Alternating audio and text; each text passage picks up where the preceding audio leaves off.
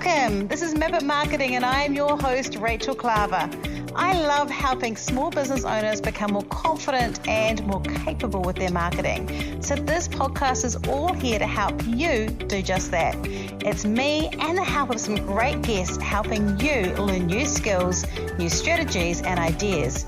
Let's jump in and get started. One of my many undesirable traits is my ability to underestimate the sheer volume of any one task. And this has to be one of my least favorite ones for me. Matched with my confidence that it's all going to turn out great, and I get myself into a few too many pickles for my liking. I have got better because I've been working on it. But this year, I discovered that my decision to self-publish my book, Be a Spider, Build a Web, instead of going through a traditional publisher, turned out to be a far bigger task than I had expected.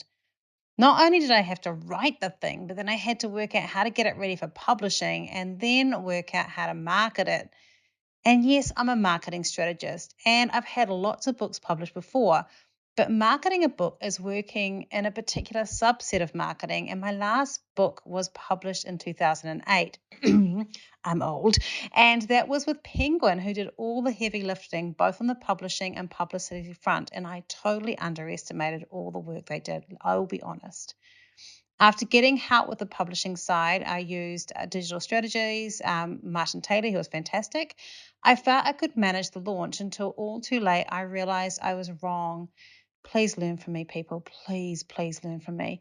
So I sent a desperate email to Elizabeth Heritage, who's a freelance publicist who offers everything from a DIY package, which is what I got, to a complete done-for-you book publicity service. Thankfully, she came to my rescue. And while there was a limit to what she could do because I'd left it far too late, I immediately had a plan and a direction where to go. I'm still implementing her plan several months out of having my book published. By the way, you can get it on Amazon or at beaspiderbuildaweb.com. And I'd call the release of my book more of a slow burn, but we're getting there. Elizabeth Heritage has worked in book publicity for nearly a decade, both in-house at publishing houses, freelance for small presses, and for self-publishing authors like me. For 7 years, she was a sales, marketing, and publicity tutor at Whiritia Publishing Course, and she lives in Te Whanganui Atara with her whānau and pet rats. I really enjoyed this time with her, and I hope you enjoy this as well. Even if you're not a business owner or someone who's written a book, you can take a lot of lessons from this, and at the end of the podcast, I'm going to go through how you can apply this regardless of the type of publicity that you might need. But until we do that, sit in and enjoy the podcast. Oh, and before we jump in, if you have any questions, come and be part of our Map It Marketing group on Facebook. And if you'd love to have a check of my book, as I said, it's at beaspiderbuildaweb.com, or you can check it out on Amazon. Hi, and welcome to the Map It Marketing podcast. And I'm really looking forward to this episode because I've got someone that I'm currently working with to learn from myself. And so I hope that you enjoy coming for that journey with me. For some of you, if you've never heard of this podcast before, it's your first time, I recently wrote a book called Be a Spider, Build a Web. And it's the first self-published book that I've ever done. And boy, was it a learning curve. And I quickly learned that I needed some extra help, that I don't know everything in the universe. And I definitely needed to get someone else to support me. So I am really excited to introduce our guest today, and I'll introduce her to you in a minute. Before we do that, if you have any questions coming out of this podcast, or you want to know anything else, or if you just want to come and be part of my community, I have a Facebook community called Map It Marketing, easy to find. And you can come in there and ask questions and get support for your business. And we often have like special deals and freebies of extra ways to help you with your business in that time. And if this is your first time listening and you love it, or you're a long time listener and you'd love to help me get the word out, I'd love it if you rated and reviewed this podcast, because it really helps other people trust it. And thank you so much for those of you that do. Right, with no further ado, I'd really love to introduce to you our guest today, Elizabeth Heritage. She is a freelance, oh my gosh. Okay. I asked her before what the title was, and now my brain has completely gone. And I was so focused on the freelance part. You're a freelance book publicist. Look how professional I am, Elizabeth. I don't mess these things up at all. But she's a freelance book publicist. And I'll just say before we start jumping in with Elizabeth, one of the things I really learned was I've had books published by traditional publishers before, and I've got to say that I really didn't understand how much a publicist does until I had to start doing it myself. And I was completely overwhelmed, and I found it very hard to work it out. And so I'm incredibly thankful for people like Elizabeth, but particularly Elizabeth, because she has helped me. And I'm gonna get her to just tell us a bit about her, and we're going to find out about why it's a good idea to get a publicist, and particularly if you're wanting to self-publish a book. So welcome to the show, Elizabeth. Oh, kia ora, Rachel. It's so good to be here. It's lovely, and I love people can't see if they're listening, but you've got a beautiful bookcase at the back, which makes me excited because it's all like, books. So what is a book publicist? So let's start with that. And how did you get into it? Oh, kia ora. Yeah. Well, great questions. Let's start with how I got into it. So I'm Pākehā New Zealander. I'm first generation. My parents are from England. I was born in Tamaki Makaurau by the maunga called Owairaka in Te Reo and Mount Albert in English. And I've lived here in Aotearoa for most of my life. I also lived in the UK for part of it. I was born in 1980, so I'm currently 41, which is a good age to be. So I've had half of my life has taken place in the 20th century and half in the 21st, which is, I feel like I'm really feeling that kind of duality these days. Everything took a sharp turn. It did. Well, I have a daughter that was born in 2000. So she's never done that pre-2000. And all my daughters are after that. So I totally get that. Yeah. It's such a wild time.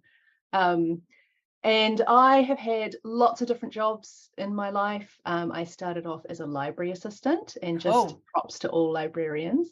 I've always loved books. The bookcase behind me is very representative of my lifelong passion. I'm a reader and a writer, I think primarily. And I have worked in the civil service in the UK, supporting women's businesses. And then when I came back here, I retrained and I took the publishing course at Whitireia, which I highly recommend if anyone wants to become a publisher. It is a 1-year course, full-time graduate course. I think it's a graduate certificate. Don't quote me on that though. And I then became the marketing tutor on that course a few years later, which I was for several years.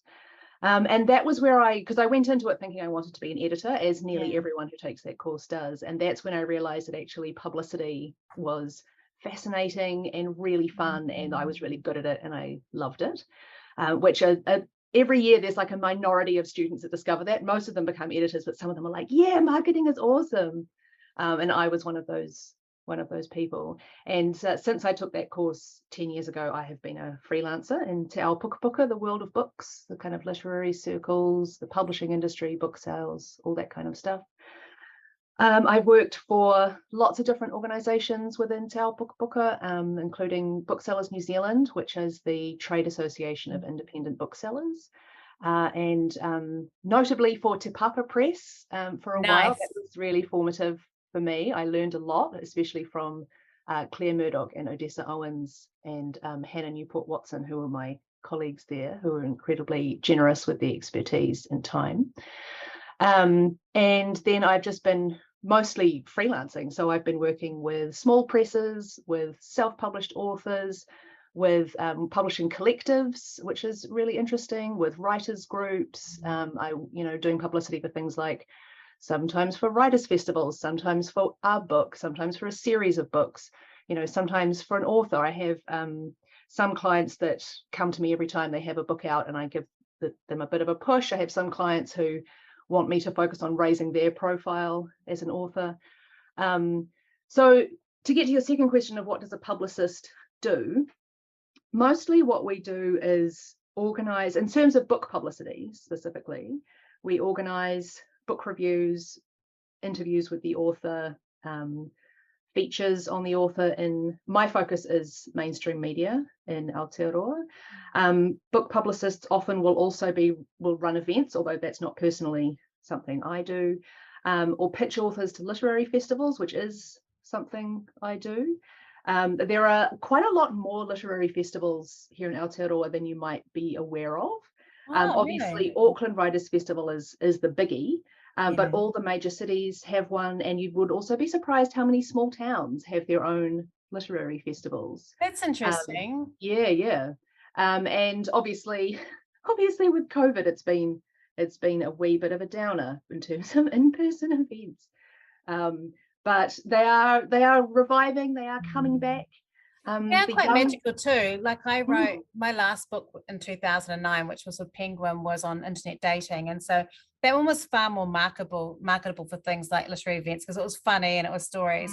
But I spoke at one in Hamilton, and it is a magical thing when you're an author and you're in front of a whole people and you get to tell stories and show the other side of you and for people to ask questions, because when you're writing a book, it's such a solitary journey and you're writing for this crowd of people or the one person in the crowd, but you don't know if it's hitting the mark, and then suddenly there's all these people in front of you who've read it and loved it, and you're like, it did get somewhere, like people do resonate with it.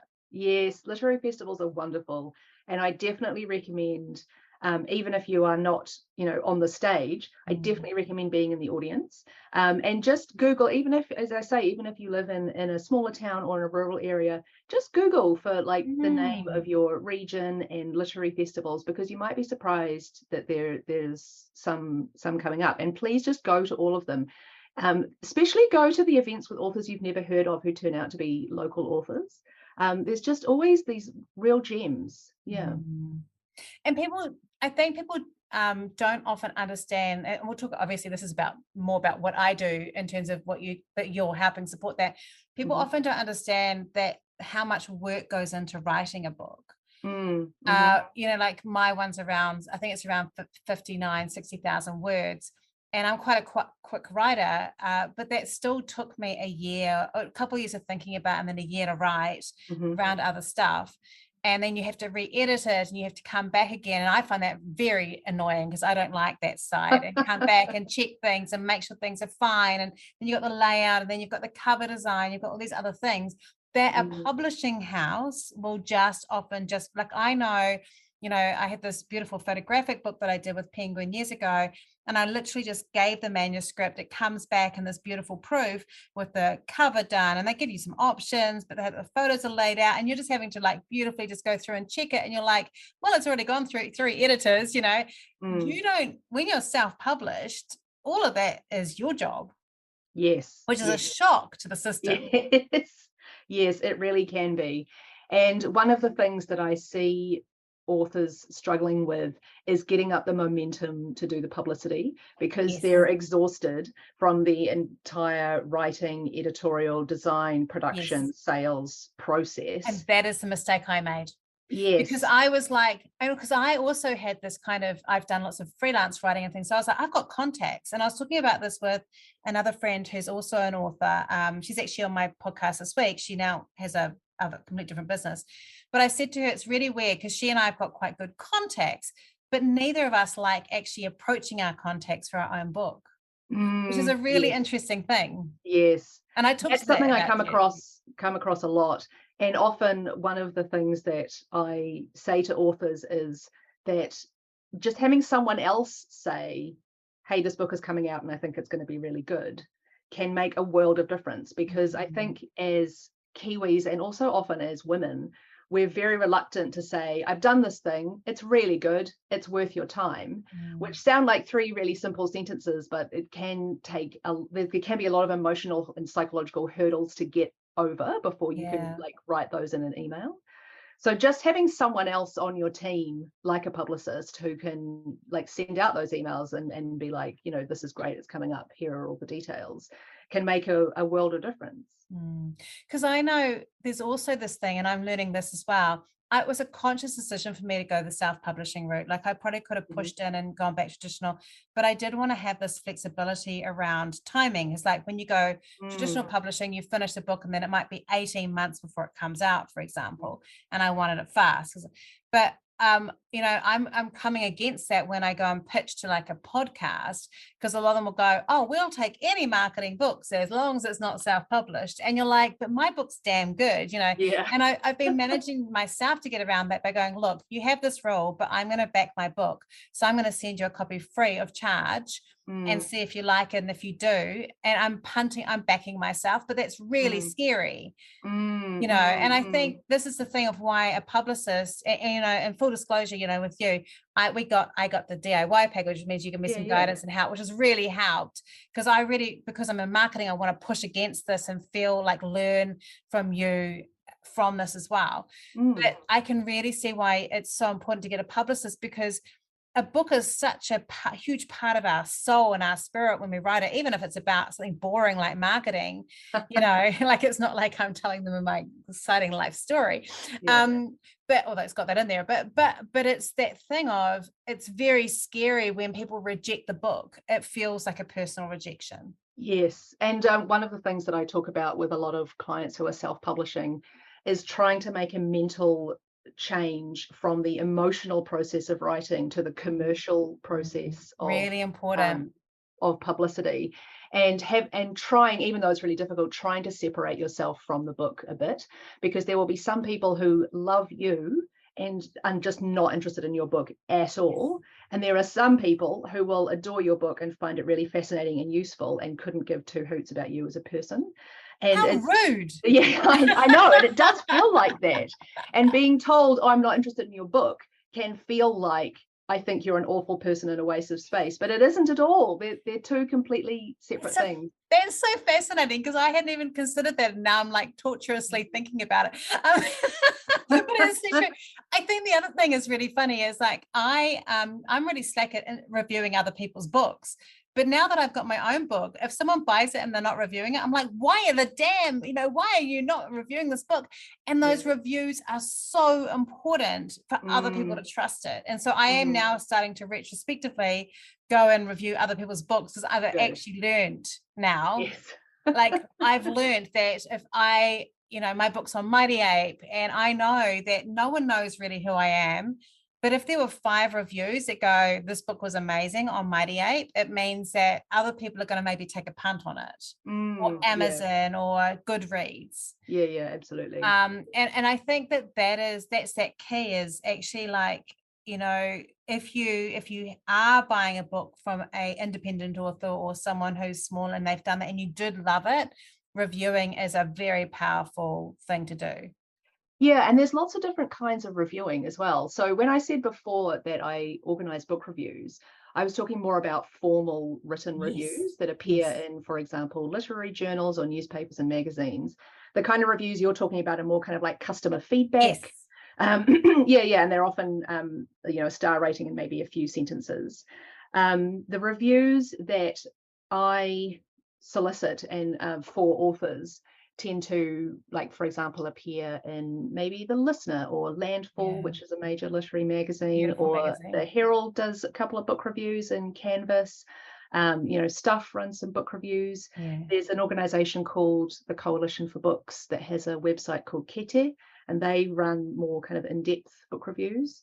With another of my hats on, I am a book reviewer, although I obviously never review books that I am working. Well, it'd be a bit hard, wouldn't it? Yeah. There's like a Klaver website, I think. My mum is actually, she's like almost 80 and she reviews on there. Oh, awesome. Yeah, she's very good at the very big, thick New Zealand Times. Nice. Yeah, nice. if you like want one of those. What was that? Does she like historical fiction? Oh, she will she loves cookbooks, historical fiction, anything political, and anything like a literary novel. Nice. Yeah. Nice. My books are very, like, if she ever listens to this, she'll be like, no, that's not true. My books, I think, are quite disappointing to her because I wrote like a common voice.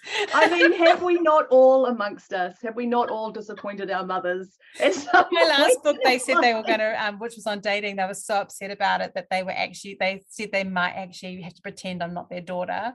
And then I got all this publicity and all their relatives were going, oh, this is amazing. And they went and bought a copy. I would have given them a copy. Bought it and read it in bed together and then went, oh, this is actually quite funny. This is okay. Oh, we approve. Okay. Happy ending. Yes. But it is quite a terrible thing. So, okay. So let's talk a little bit about that thing with the book reviews. Because one of the things I learned recently is, like, say you're on Amazon, if you get a literary journal or the New Yorker, which would be amazing, or something like that, and they review you can actually upload those as social proof on Amazon, which I thought was kind of cool. Yeah, I think reviewing culture has changed a lot in the last couple of decades, as so many things have. The focus that I have, as I said before, is mainstream New Zealand media.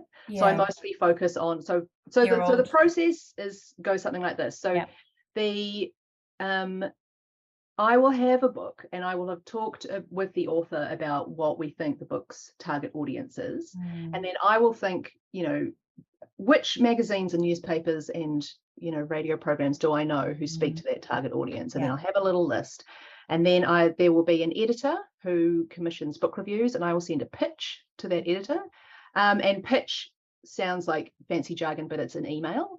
It's just an email, and it addresses the editor by name. Usually I don't have to introduce myself because I already know them. They've already got that, and that's one of the huge advantages of using a publicist. Yes, you have a relationship, so they trust you.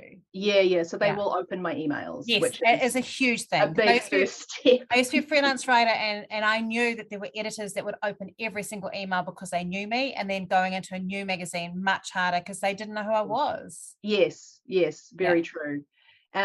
So when I'm offering potential new clients, the difference between the classic publicity package and the DIY publicity package, the DIY package, which is the one you purchased, Rachel, is cheaper because it's less of my time, and it's basically where I give you the tools that you need to be your own publicist. And they are fantastic tools.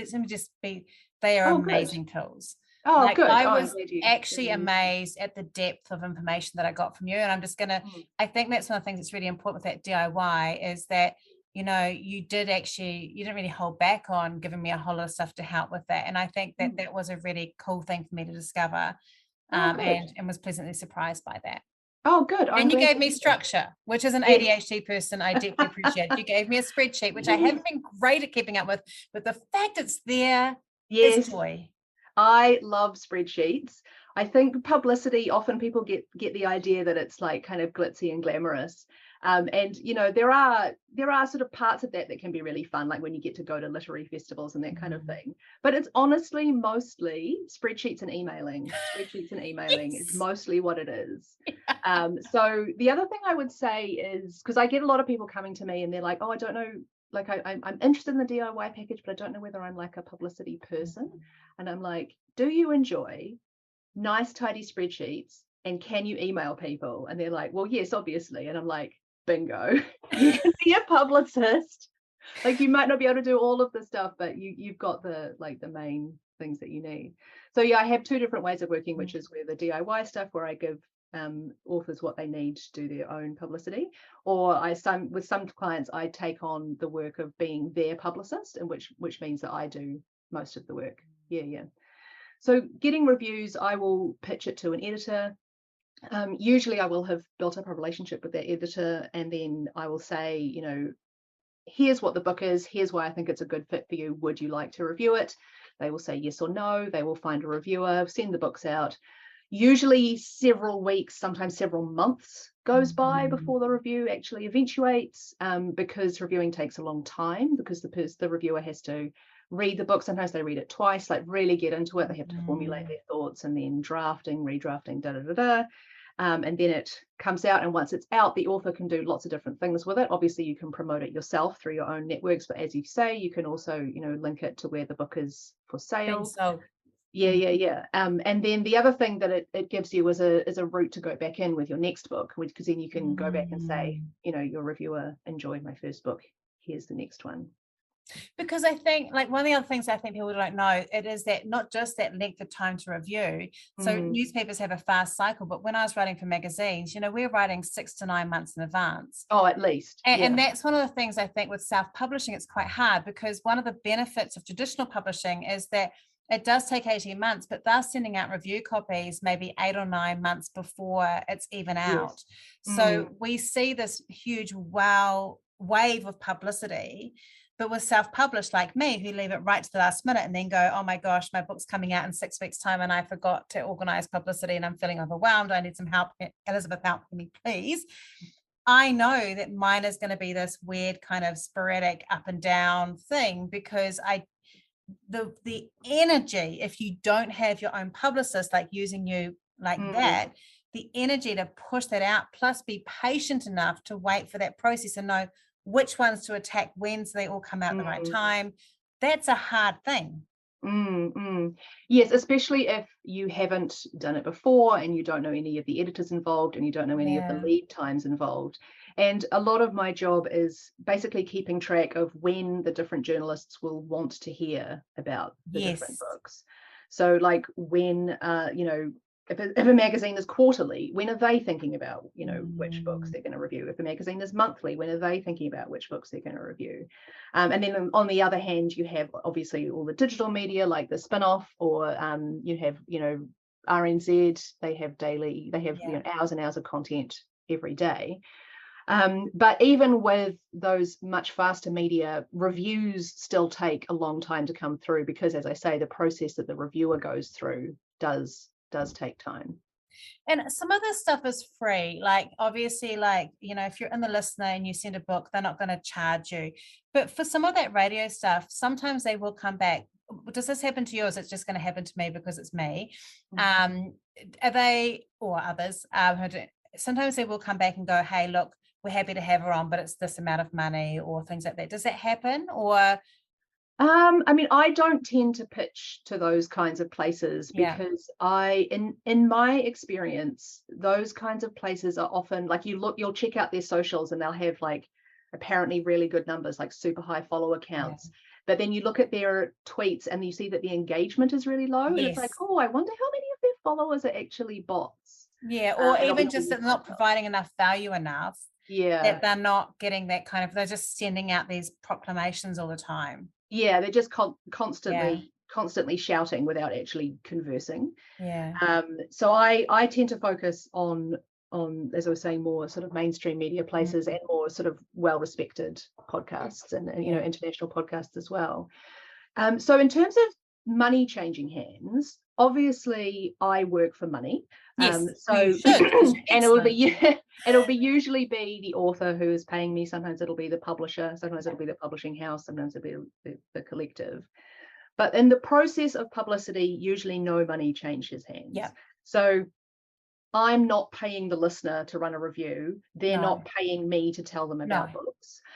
They are paying their reviewers for their work, but I have no contact with the reviewers directly.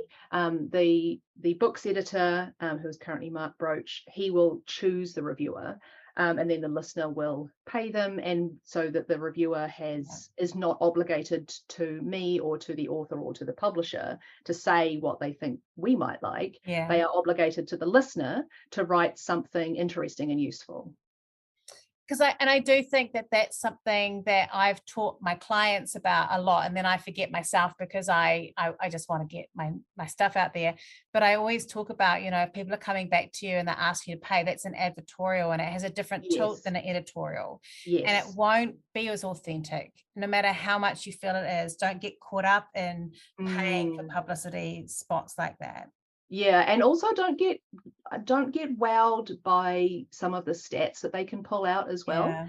Like, as if they say they have, X many readers or X many listeners or X many downloads, you've got to wonder again, like, what's underneath those numbers, and are people actually taking on board what they're hearing, and what I would be more interested, rather than the output and the outcome, like what kind of experiences have their authors had as a result of being on the podcast, and is it worth the money in that sense?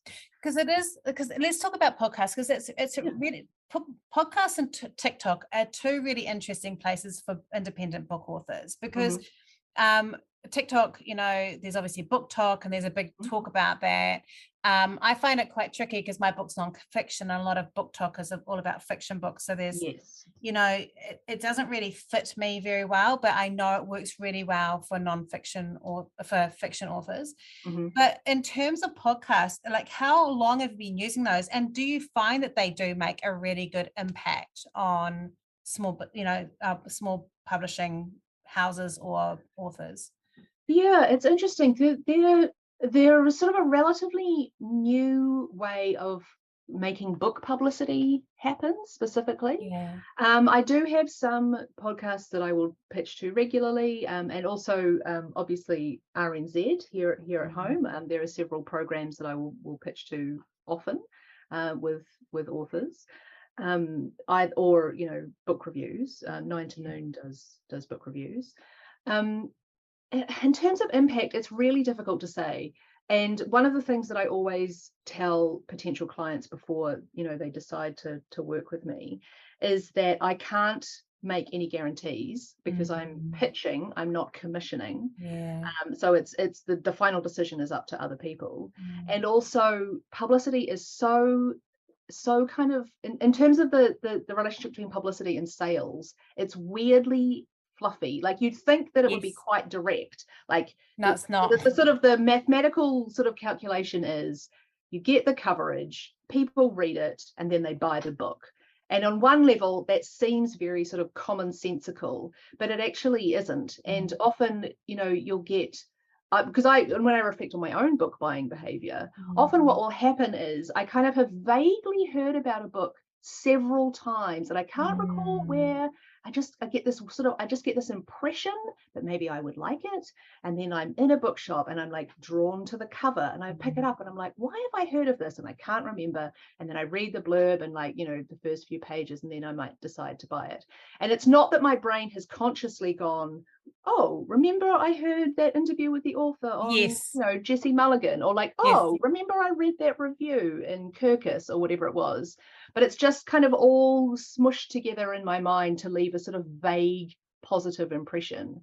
And so it's very difficult to say what happens as a direct result, unless you have something really interesting. Like, so for example, I remember once Booksellers New Zealand commissioned me to do a feature on RNZ and its relationship with book sales, which was absolutely fascinating. Oh, it would have been and really I was talking to booksellers, and they were saying no one sells books like Kim Hill.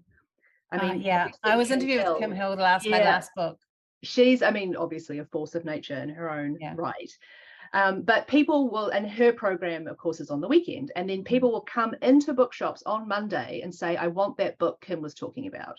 And they won't have remembered the title or the author, but they will just remember that Kim seemed to think it was okay. Good. And so when you have data like that, you can point to that and be like, oh, okay, obviously X, therefore Y. Yeah. But more generally, it's very difficult to say which coverage produced which result. And my main approach is to basically go for coverage landing within the sort of 6 weeks of the book coming out, and then just getting into people's brains enough that they're like, oh, that sounds intriguing. Yeah, it's interesting because I do remember from it was 2009, so years ago, and I was interviewed with Kim Hill. I think the thing that makes her an expert interviewer for books is you can tell that she's read the book. Oh, 100%. She has questions that make you squirm, even if it's a light and fluffy book. And when she asks questions, she's helping the reader also break through, or the listener break through some of those obstacles to potentially buying the book as well. And, when we talk about, it's really interesting that you say that, because I know that myself in marketing, that, we have to see a product or a service between 13 to 22 times before we buy it. Yes. But I, of course, am not applying that to my own book. Yep. That's very familiar. I'm just like, hey, I've mentioned it once. I did a podcast where I read out a whole bloody chapter. What more do I need to do for you guys? Yeah. It is very, very difficult to apply things that you understand intellectually to your own behavior. Not pleasant. Especially when it's something as emotional as your own work of art and your own writing, your own production. It is really, really difficult. And I think that's one of the reasons that it's useful to have a publicist who can sometimes just give you a gentle reality check.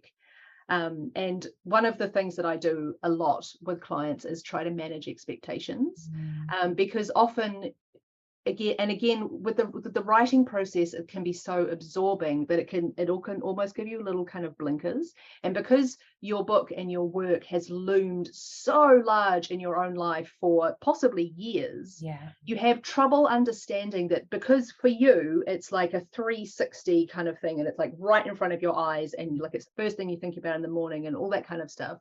It's really difficult to take a step outside that, to not only obviously like people who know you, but a step removed from that, like strangers who you want to buy the book, they couldn't care less. They've never heard of you. They've never heard of the book.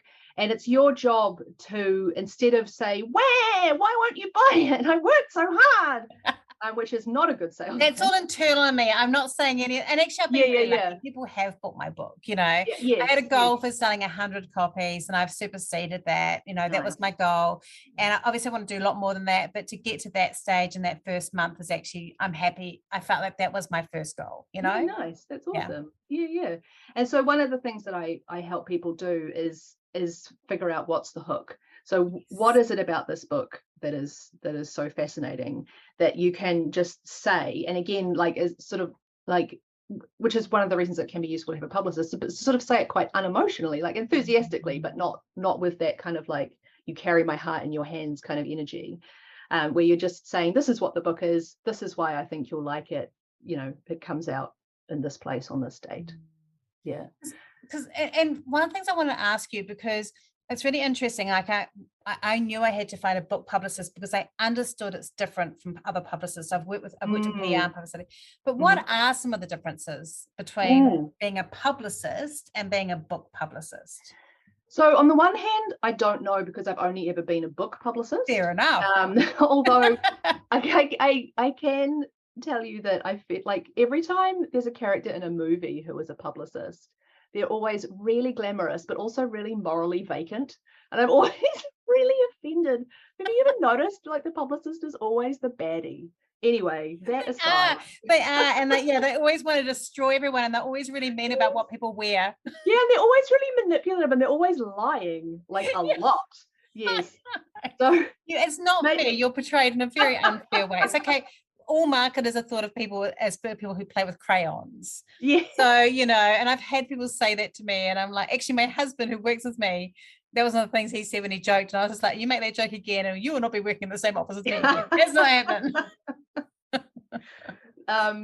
But I think, I mean, when I think about what the difference is, I think it's just specialist knowledge, and also knowing things like how long book reviews take to come through, and when to start pitching, and also which editors are interested in books specifically.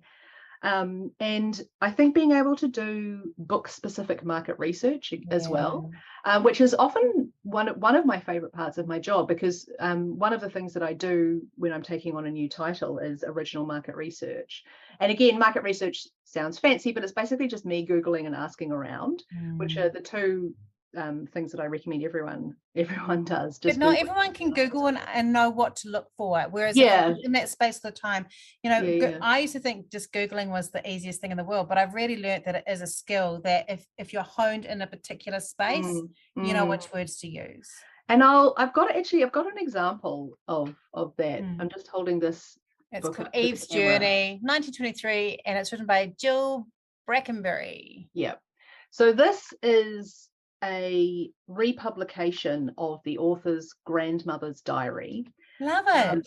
Where she did a walking tour of England and Scotland in 1923. Oh, that's a cool idea. It is very cool. And often family history self-published books are just for the family, and that is, you know, kind of as it should be. But this book caught my attention because of the character of the person who had left the diary. She's just quite extraordinary, and the photo on the cover shows her with her donkey. Yeah, that's amazing. With her on the walking tour, and the donkey's name was Hotep. And I was doing publicity for this book, and I was thinking, oh, you know, women's history and da-da-da, and she often, the woman who went on the walking tour often wore trousers, and I was like, oh, that's an interesting, like, maybe like historians of gender expression and da-da-da. And so I was pitching to all these like lecturers and like university libraries, and didn't really have much traction. And I was looking at the book one day and I was thinking, donkeys. And I was like, I'm sure I've heard of like a donkey rescue society. And so I was like Googling donkeys. And then I found that there's this whole subculture of people who love donkeys. And there are, and in fact, in Australia, there are so many donkey societies that there's actually an umbrella organization. So there are regional donkey societies, and then there's a national organization of donkey societies. Crazy. And they have a magazine called Brayings, which I think is interesting. And Brayings has a book review section. And so I tracked it down. I found the magazine online. I looked at the PDFs. I found where the editor was, figured out their email address, sent them a pitch, and they were thrilled. They were thrilled to hear about a diary of a woman. I adore that. With her donkeys. And it was such an interesting kind of book publicity exercise. And I think it was partly because I was doing market research in a way that was informed obviously by my expertise, but also like donkeys is something I know nothing about at all. So I was also like going into a completely new area. But then once you find, the magazine and the publication and it has an editor and they have an email address and and then you like kind of fall back into the sort of the regular rhythm of pitching. But one of the reasons that I tell that story is because the people who I sent the pitch to were really, really excited to hear from me. And I think that is the like lovely golden moment that I love, is when you can connect a book to its readers via a magazine or publication or whatever it is, of people who are genuinely passionate about whatever it is. And I would say never underestimate the kind of the specialisms that exist around the world. And here in Aotearoa also we have donkey societies, and I pitched to them, and there's a website, I think it was called Horse Talk or something, and they were thrilled and they interviewed the author and ran a whole piece about it. So never be afraid to just kind of like look under a rock and be like, oh, I wonder whether people who love this have a magazine, or like I wonder whether people who do this thing have a society, and like maybe they have some comms and a newsletter, and maybe they'd be wanting to interview the author, or that kind of thing. And I find all that stuff really, really fascinating. So and I've got my spreadsheet. My spreadsheet is enormous, because every time I take on a new details book, I'm like ooh, and then like, of course, and now I've been doing this for a decade. And so now when I take on, for example, a new historical fiction book, I'm like, oh, remember the last time I worked on historical fiction? And I can go back. And of course, sometimes people have moved on, or the magazine has closed down, or whatever it is. But I think just having that curiosity, and also because it's not my own work that I'm working on, it's very easy for me to just go out and be like, hey, have you heard about that? But B, also it's very easy for me to hear no, like it doesn't push me. I think that is really important, because and it's really interesting, because what you're saying actually really relates to when I was freelance writing for magazines, because one, it is that relationship, but also it's that thing of like, the thing I was really good at was finding that kind of curveball of having one idea and then going, like one of my best writing experiences was having a junket by Monteith's on the West Coast to celebrate a beer. And I went with M2 magazine. And so that was who I was going with. But I actually sold like 9 stories from that time. Awesome. And they were I found like a beer magazine. And then I found a place that was into machinery. And it was about, because the guy designed this machine. And so the ability to kind of like be an octopus in your thinking and not just go for that really direct route, but try to find those other little pillars. That's the thing that's key, right? Yeah, 100%. Yeah.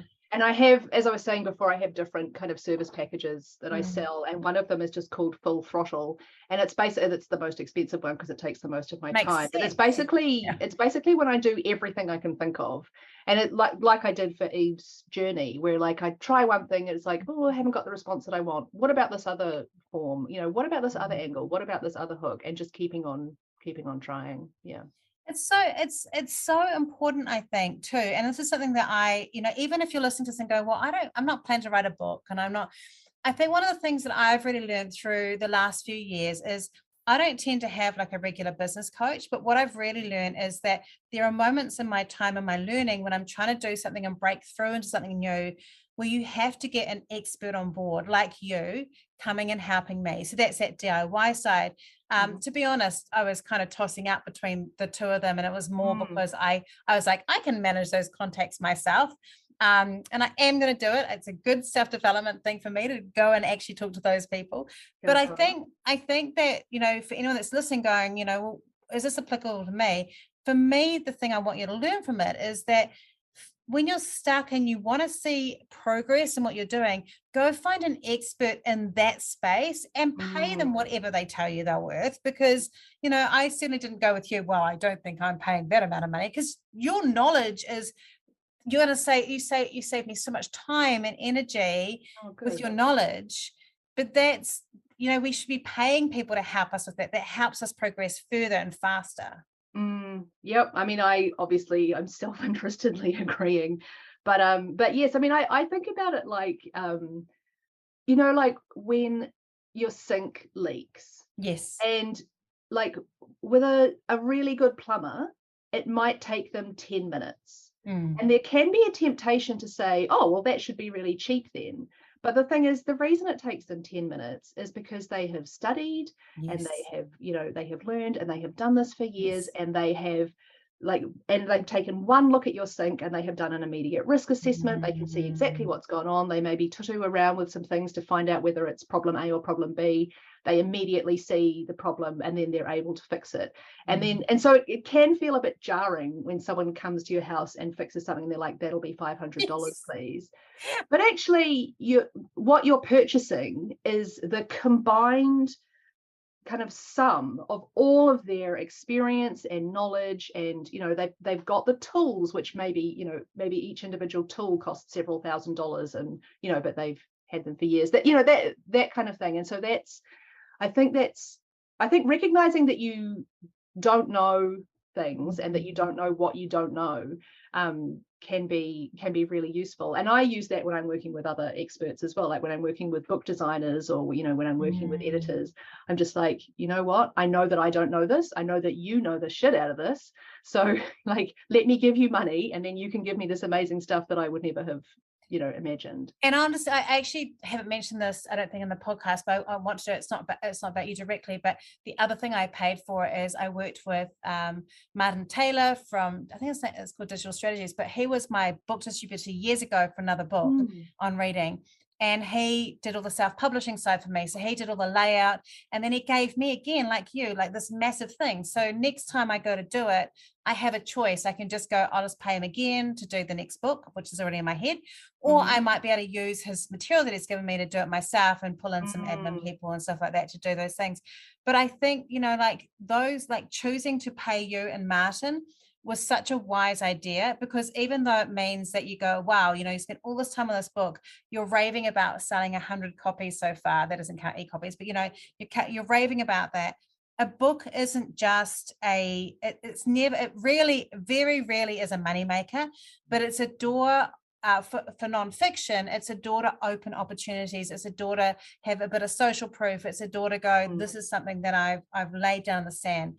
And if it's not a nonfiction book, if it's a fiction book, often it's just, there's this heart need. Well, I had it with this book, to be honest, to just put down those thoughts on paper. And absolutely, it wasn't about having thousands. I'd love it if the book took off and did that. But for me, it was, I just need to show that this is my thoughts on this piece of paper. Absolutely. And I think that's one of the reasons that the written word is so powerful, and that, you know, all different human societies throughout history have invented it in different ways, you know, whether it's the Roman alphabet that we're familiar with, or, you know, Egyptian hieroglyphics, because there's something so incredibly powerful about thinking, these are my words, these are my stories, this is my language, and put it into a physical thing, and that physical thing will travel through space and time completely independently of me. And especially when, and then going back to my sort of librarian heart, I think one of the reasons that I really encourage authors to get their books into libraries, I mean, obviously legally you're obliged to send free copies to the National Library under legal deposit. Please Google that if you don't know what it is. But also, like, to sell your book into all of your local libraries, is that libraries have that incredible kind of kaitiakitanga, that guardianship of all of our works, all of our stories, and that they will carry them on to this incredibly unknown future. And your book will go on without you. It will outlast you. I mean, and who knows who will find it and what they will do. And that's one of the things I love thinking about, because publicity is very, very time bound. Yes. And lots of journalists will like, I only want to hear about the book before it comes out. If it's already come out, it's too late, I don't care. And so there can be this kind of tendency to get very into the whole, oh, the publication date, if it doesn't all sell within like 6 weeks of publication, I have failed. But you have to remember that it is a permanent object, and it will go on, and it will do who knows what. Who knows? I love that. Yeah.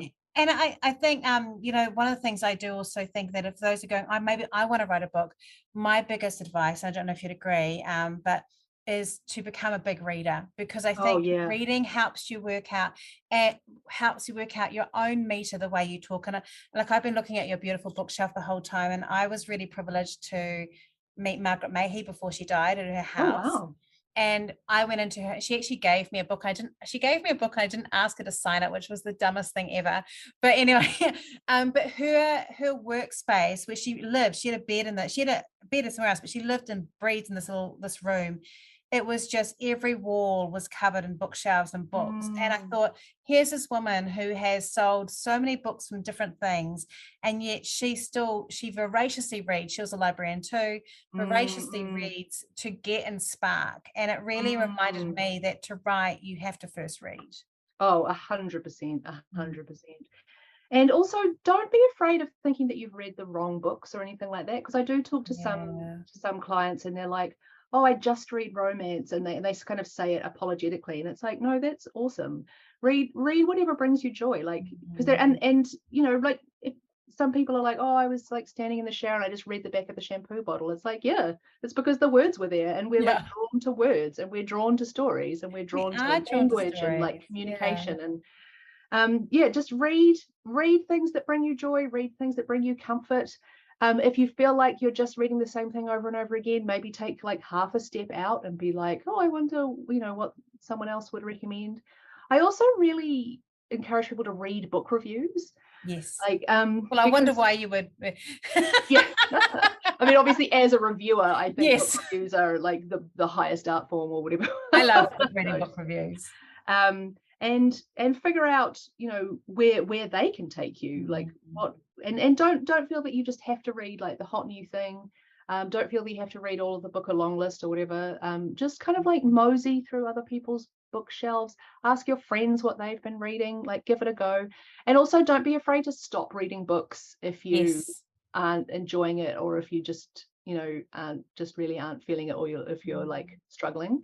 Sometimes I'm like really in the mood for comfort rereads. I go back to Georgette Heyer over and over and over again, and Terry Pratchett. Those are probably my two biggest comfort rereads. Sometimes I'm like, I have to find something new, and one of the things I'll often do actually is go to my local bookshop and find what the staff are reading.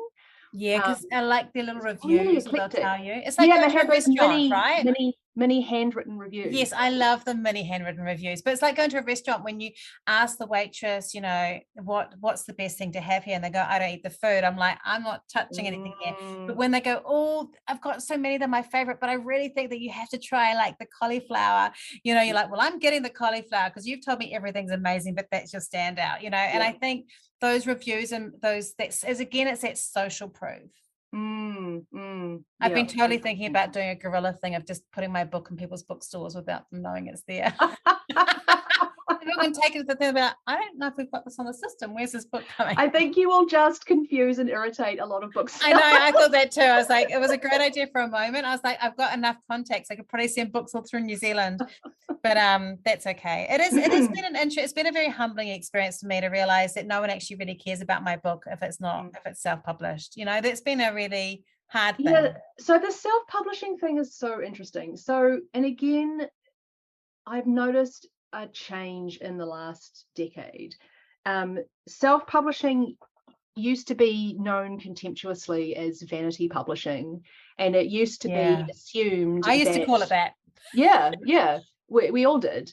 And it used to be assumed that basically you were self-publishing because no proper publishers would touch you because your book was bad. But then what has happened since then is that a lot of self-publishers have turned out to be excellent, and they're highly successful. They're writing excellent books. They're marketing them beautifully. They're basically doing everything that publishing houses were doing. And gradually that reputation is changing. There are still some holdouts, as Yes. you're finding, Rachel, Yeah. where people take one look at the word self-published and think, no, thank you. And I think that's partly to do with information overwhelm, because if you've got people pitching like 8 million books to you, you have to find a way to cut through them. And one way is just to be like, no self-published I think book. that is fair. Like, it's, you know, I would have that around particular industries, which I'm not going to mention on here. But Sure. yeah, I think, and you go, well, that's not really fair, but it's like, well, actually, we've just kind of realized that particular industry doesn't necessarily fit, or they normally, we chase them and they don't, you know, so I get that. And one of the ways around that is if you Yeah. have someone else presenting the book for you. Yes, like a publicist. Yeah. Yes. And you will find some, like, for example, there was some book awards I was looking at recently where they were like, the book has to be sent in by the publisher or publicist, which I think was their way of getting around the whole, they didn't want to exclude self-published books, but they also did want to exclude amateur books. Yes. Which I think is, so I think amateur professional is actually a much more useful binary than published, self-published. I think so. Because it's interesting, because even with me, the reason I've had success with a few is I've been able to say my previous 3 books were with Penguin. I mean, the last one was 2009, but that definitely has helped me get in the door, which is actually not really fair. But, you know, I was a freelance writer for years, so I know that I can write, but I do understand, like, I buy books off Amazon, you know, myself, and then go, oh my gosh, I can't believe I bought this book that's so badly written. So I do understand it, you know, like, but I do think that it just surprised me how hard it is. So if people, like, this has been so good, Elizabeth, and I know that we've still got like a session that I need to book with you, which I'm very excited about. But with which no one else gets to listen to, guys. It's just but with if anyone else who's got a book or is thinking about doing a book, and please don't do what I did and leave right to the start. I recommend that when you're sort of like, you've got your, so I also just, this is something for those of you listening. I've written lots of books. This was my 28th book that I've written. So I know how to write books, and I always start my book with a book proposal, even if I'm not planning to submit it to a publisher.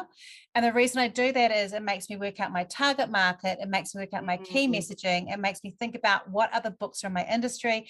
And it also helps me frame out my thing. And I write a couple of chapters. And if I was doing this again, I think that would be the point that I probably would have gone and sought out Elizabeth. Because even though it's a bit early, she would then be able to go, okay, this is where I need to see it, or things. And I would have put that in the place. So if you are thinking about a book, or you're halfway through, that's a good time to go and seek out a book publicist like Elizabeth. Would that be right? Totally. Yeah. And one of the services that I provide is basically a sort of consultation service. So if you are self-publishing and like Rachel, you've got the idea, you've got the proposal, you've worked it out, you've figured it out, but you're just like, where do I go from here? I can maybe help you with that. So I'm not an editor and you know, or anything like that, but I can definitely help with, like, have you thought about book design? Who have you hired? Have you thought about target markets? Who are they? Have Excellent. You really? Because one of the mistakes that I see authors making is either with their target markets, they're way too broad. Like, they're like, everyone who loves books will love this book, which is impossible. Or they're way too specific. Yeah. And they think, so mountaineers, like, that did mountaineering in the 1950s. Yeah, or like, only me and my friends will like this, or like only people who already like me personally will like this book. And again, it can really help to have someone who isn't you just gently talk you through some things, and to help you get into that sort of commercial mindset and out of the emotional mindset. So yeah, thinking, getting that balance between ambition and realism, I think is something else that having a marketing consultant or a publicist can help you with. Getting that balance between wanting to do your book justice without wanting to put too much on it, which is really the emotional heaviness on it. So if people want to talk to you about getting book publicity, either DIY or using the whole shebang, or that you've got like a few different packages and levels, or just in consulting, how do they get hold of you? So just good old email is the best. So my website is elizabethheritage.co.nz, and my email address is just books@elizabethheritage.co.nz. There are 2 H's next to each other in Elizabeth Heritage. I often forget the second one. That's important. So don't feel like you're weird if you also forget it. But yeah, my website is very easy to find, and my email is on my website. Email is the best way. I'm also on Twitter. I'm at _heritage. I don't have a huge Twitter, but I am on there most days. God help me. Every so often I delete it from my phone and I'm like, never again. And then like 2 days later, I'm reinstalling. I was actually New Zealand's most prolific tweeter. Oof. And I was in books, like I was in a book called A Twitter Year. Like when Twitter was really huge, I was like there all the time. And I took about 9 or 10 years ago, I took 2 weeks off over Christmas. And I thought it was kind of a big deal because I was getting like influencer stuff and things like that on being Twitter. Like I was like, I had a very self-inflated opinion of who I was. And I took 2 weeks off and no one noticed that I was gone. And I was like, Twitter is far more important to me than I am to Twitter. So I just deleted it and I didn't go on. And I've just recently dipped back in just because I wanted to extend it as part of my marketing. But it is, I have a love-hate relationship with it. Yeah. I think it's a great way to get a connection. Twitter, yeah, and I do love reading threads. Like I get enraged, and I don't necessarily contribute to them, but I'll spend hours reading other people's threads. Yep, same. It is a good place to get connections, though. Yes, it can be. They're very good for that. Well, this has been a real pleasure. Thank you so much. For those of you listening, there's a little bit after the. Sorry, I interrupted your thing, Elizabeth. Oh, I was just saying. Ngāmihi nui, it's been really fun. I really enjoyed it. It's been so lovely, and I am so appreciative of what you've done for me as well, and what we're starting to still work on. Even though my books come out, you're having to retrograde me a bit, but for those of you that are listening, there is a little bit extra after this where I just kind of go through a few little pointers for those of you that are thinking about publishing a book, but also those of you who might have listened to this and gone, hey, how could I apply this to my own business even if I don't have a book? So we'll just do that at the end, but otherwise just thank you so much, Elizabeth. It's been a real pleasure. Oh, okay, to pie. Thanks, Rachel. Lovely. Thank you.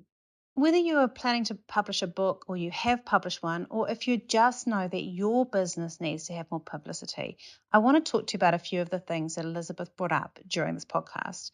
First of all, if you want to ask questions, do come and be part of the Map It Marketing group on Facebook. And of course, I'd love it if you tried out my book. You can get the audio version on Amazon or the print version, or you can come to beaspiderbuilderweb.com to download the free workbook and also order yourself a copy direct from me. Right, before we keep on talking about my book, obviously I want to go past the 100 copies I've already sold, which was my goal, which I'm thrilled about, but hey, it's always good to promote yourself on your own podcast. I want to talk to you a little bit about publicity. So I made a crucial error, which I talked about in the introduction, that I left everything too late. And I find that this happens a lot with businesses. When we get so stuck in the production and the creation of our product and thinking about it, and I've talked about this before, and we've talked about launching courses and other things, we have to think about publicity right at the beginning. And there was some things that I did do right that you also can do. Talk to people about the book, share little bits about it, talk about the process so people get excited about it, make it something that you're expressing and describing what you're doing to get that going. But you also need to have a plan of who you're going to talk to and how you're going to approach those people.